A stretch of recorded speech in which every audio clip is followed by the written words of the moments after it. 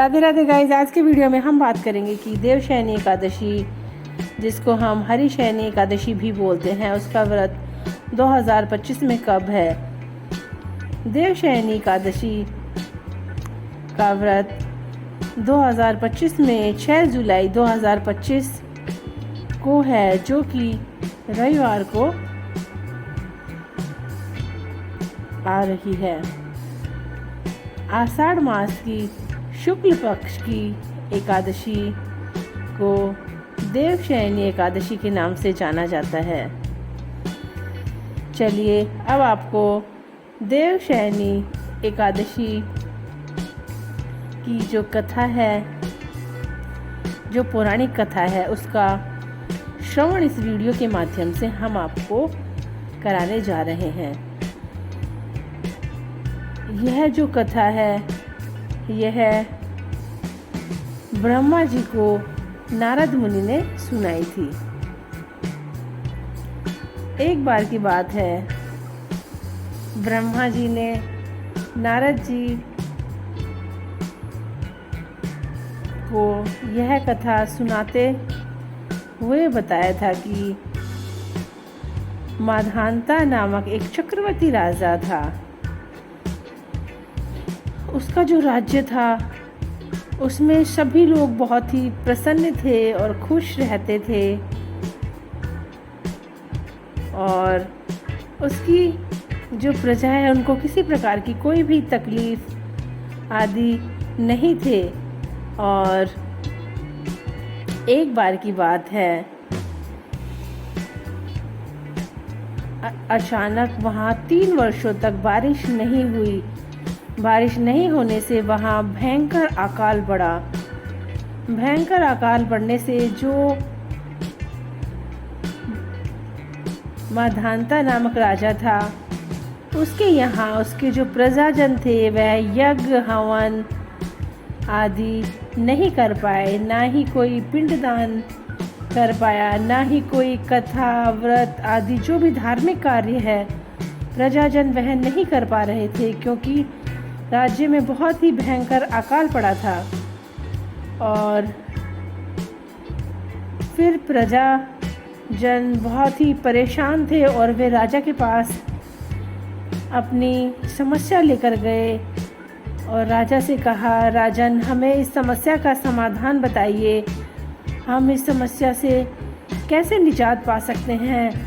इस बार हम हवन यज्ञ आदि जो भी कोई धार्मिक कार्य है वह कुछ भी नहीं कर पा रहे। तो राजा माधांता भी इस बात को लेकर बहुत चिंतित हुए, बहुत ही परेशान हुए, और वह सोचने लगे कि न जाने कौन सा पाप है जिसकी सज़ा मुझे मिल रही है, और मेरे जो प्रजावासी है वह इतने दुख से ग्रसित है और उनको इस आपदा का सामना करना पड़ रहा है।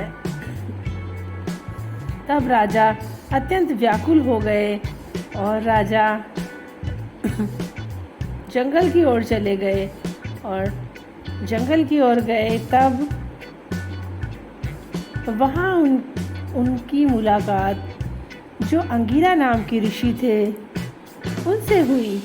फिर जो अंगीरा ऋषि है, उन्होंने राजा की इस व्याकुलता का कारण पूछा। तब राजा ने उनको सभी बात विस्तार से बताई, और फिर राजन ने ऋषिवर से पूछा कि आप मुझे कृपया इस समस्या का समाधान बताइए।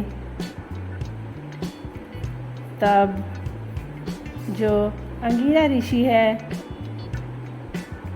उन्होंने राजा को कहा कि राजन, आप आषाढ़ मास में शुक्ल पक्ष की एकादशी, जिसको कि देवशयनी एकादशी कहते हैं, आप उसका विधिवत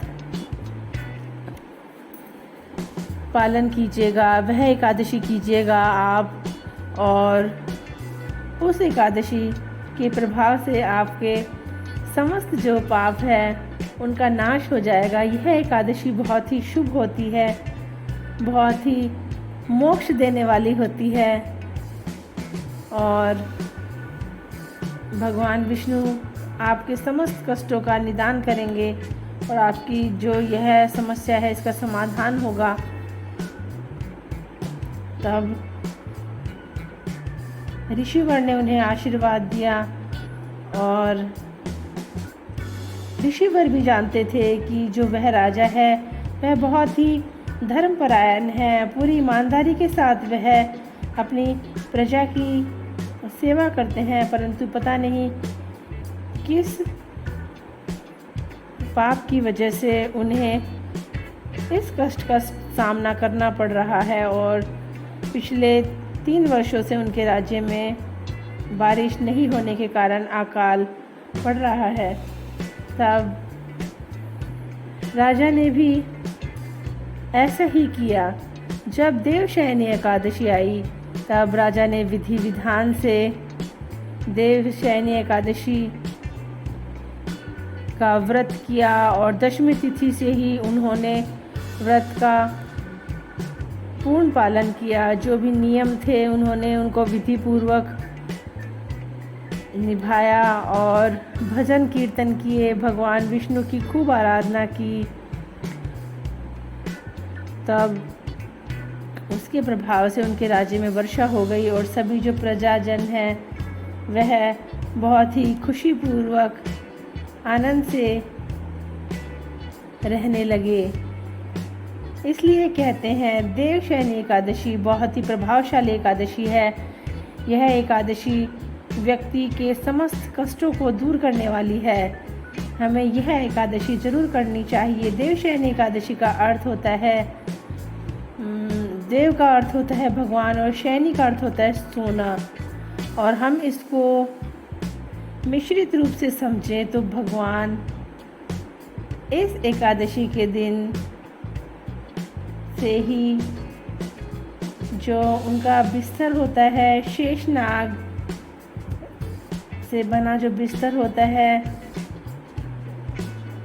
और क्षीर सागर में सोने के लिए चले जाते हैं। देवशयनी एकादशी के दिन भगवान विष्णु 4 महीने के लिए सो जाते हैं, जिसे चतुर्मास के रूप में भी जाना जाता है। और कार्तिक मास में अक्टूबर नवंबर के महीने में जो देवोत्थान एकादशी आती है उस पर भगवान जागते हैं। देवशयनी एकादशी हमेशा जो प्रसिद्ध पुरी जगन्नाथ रथ यात्रा है उसके बाद ही आती है, और भगवान विष्णु के आशीर्वाद प्राप्त करने के लिए हमें इस एकादशी को जरूर करना चाहिए। इस एकादशी के दिन भक्तगण सूर्योदय से लेकर अगले दिन द्वादशी के सूर्योदय तक देवशयनी एकादशी का उपवास रखते हैं। बहुत ही शुभ है यह एकादशी, भक्तों के समस्त कष्टों का नाश करने वाली है और हमें इस एकादशी को जरूर करना चाहिए। अगर हम किसी कारणवश यह उपवास नहीं कर सके तो हमें जो यह एकादशी है इसकी कथा है इसका श्रवण अवश्य ही करना चाहिए।